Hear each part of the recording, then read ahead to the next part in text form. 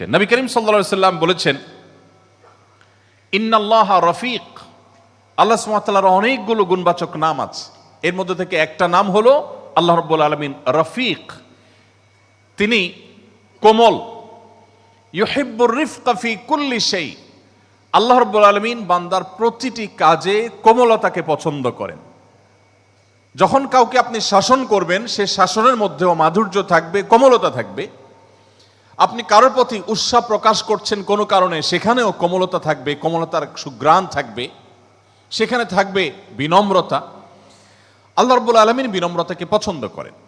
নবী করিম সাল্লাল্লাহু আলাইহি ওয়াসাল্লাম হাদিসের শেষে এসে বলেছেন, আর রিফকু মা কানা ফি শাইইন ইল্লা শানাহ ইল্লা জানাহ ওয়া মা নুজিআ মিন শাইইন ইল্লা শানাহ। কোমলতা, বিনম্রতা, সুন্দর ব্যবহার, এই জিনিসটি যখন কোনো কিছুর সাথে যুক্ত হয় তখন সেটি সুন্দর হয়ে যায়। আর যদি কারোর কোনো আচরণ থেকে, কোনো কাজ, কোনো কথা, কোনো কিছু থেকে বিনম্রতাটা অনুপস্থিত হয়ে যায়, তখন কাজটা যত ভালো হোক, কথাটা যত ভালো হোক, সেটা ত্রুটিযুক্ত হয়ে পড়ে। আপনি একজনকে নামাজ পড়তে আহ্বান করছেন, আপনি একজনকে অন্যায় কাজ থেকে বাধা দিচ্ছেন, মূলগতভাবে এটি ভালো কাজ, কিন্তু এখানে যখন কোমলতার অভাব দেখা দিবে, এই ভালো কথা যখন বলতে গিয়ে আপনি কর্কশ ভাষা ব্যবহার করবেন, ভুল কোনো পদ্ধতি আপনি সেখানে প্রয়োগ করবেন, তখন সেই ভালো কাজটাও ত্রুটিযুক্ত হয়ে যাবে।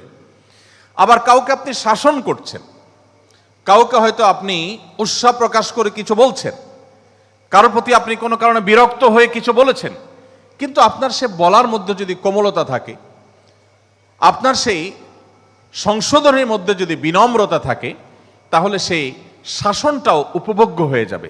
যাকে শাসন করবেন তিনি সেটাকেও মিস করবেন, অনুভব করবেন, ভালোবাসবেন।